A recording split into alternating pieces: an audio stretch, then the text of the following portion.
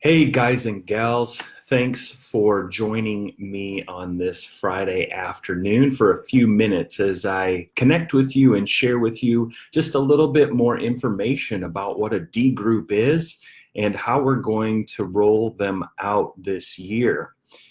As a church, we're committed to creating life-changing environments. We believe deeply that the environments that we create are important, and that God works in these environments. And we have all kinds of environments, right? We have worship, small groups, we have missions, serving, and family ministry. And inside of those environments are more environments, right, of different sizes. And the same is true when it comes to group life. We talk about how worship is crucial to your development as a disciple. So attending weekly worship as a large group family is essential, but so is getting into smaller groups. We're told in the book of Acts that the disciples, after the resurrection of Jesus, they continued to worship in the temples, but they also met in homes for what is it in Acts 2:42, the breaking of bread, prayers, and fellowship, and they devoted themselves to the apostles' teaching. And so we're taking our cues from them. We want to do the best we can to create environments, small group environments of different sizes and shapes and flavors to invite people in to circles, right? And rows are good. Worship, weekly worship in a large group community is awesome. But so is gathering in homes or in coffee shops or in workplaces around the city during the week to pray and to grow, to connect, to fellowship, and to devote ourselves to the apostles' teaching. And one of those things that's been working for us so well over the years is small group ministry. Sensing for a while now that it's time to add another environment within our groups system called Discipleship Groups. These are D groups for short.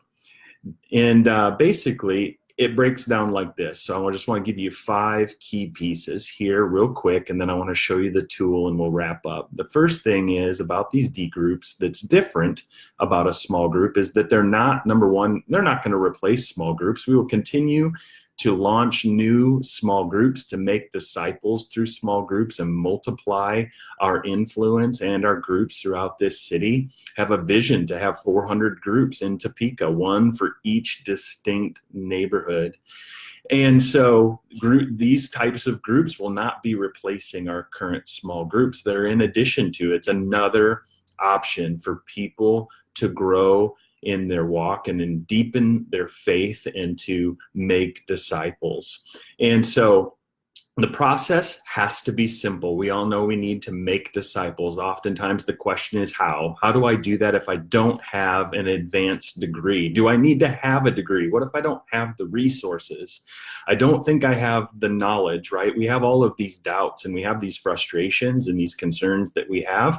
And so the process for making disciples really has to be simple. And for that, we have a tool that I'm going to show you in a moment. We also need a curriculum. The tool, the primary tool in this case is the Bible. So the curriculum is the Bible. The Holy Spirit then, which is the kind of the third thing here, is the teacher. And you'll see that in just a moment as I show you the practical guide for making disciples. And then we want our focus to be on making disciples. And so we want the focus to be on obedience. And then the last piece to this is the outcome is multiplication. So there's a plan for this, and I'm preparing already to not just tell you about these groups during these informational meetings that we'll have at the end of this month. There is an event posted to this Facebook group, so be sure to check that out and RSVP for one of those initial information sessions. Would love to see you there. But there's some training that's going to be required, and so we'll explain this process in more detail this fall if this is something that you're for. So here, without further, I have my Bible because the curriculum is the Bible, but there's also a tool, a companion to this, which we are going to provide for anyone who decides that they want to launch a D group. And it's this book right here. There it is. It's a banding together journal. And for the most part, I'll just show you this real quick. The pages, they're blank. All right. This is blank lined page here. And most of this journal is blank. It's the place where you're going to listen to the Holy Spirit as you read God's word, and you're going to write some things down each time you read it. So I'll just show you this really quickly on the inside.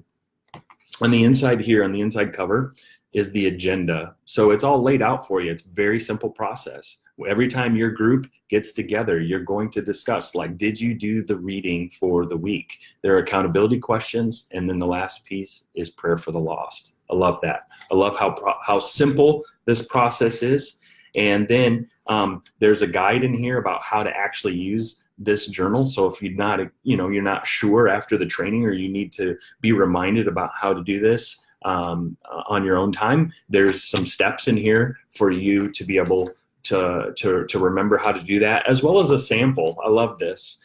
So as you're reading, and I'll show you the reading plan here as well, but there's a reflection piece here. This is where true learning happens. I think we tend to forget that learning doesn't take place in the doing. It's a part of it. But actual learning takes place when we reflect on what we have been doing. So it comes through this reflection. And then the last piece of this journal is the actual reading plan. And it's marked out daily. Actually, there's a nice structure to this, month by month and day by day, so that you're tracking together as a group.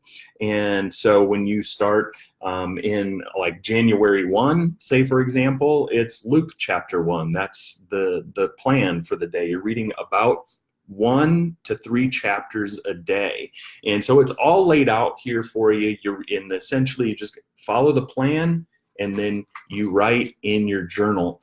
I've been doing this now on my own to prepare for my time with you. And I've been doing this on my own for several weeks now, and I'm starting to fill up my journal. It takes me a little bit of time because I'm a slow writer, and I can write as much or as little as I want, but each time it's the same. I write down the scripture that stood out to me for the day. I'm going to make a couple observations about what I read, and how am I going to apply this in my life, and then a short prayer. It's just that simple. Process has to be simple. The Bible has to be the curriculum. The teacher has to be our Holy Spirit, has to be the Holy Spirit speaking through God's word. And we want to focus on obedience. That's where the accountability and the prayer comes in.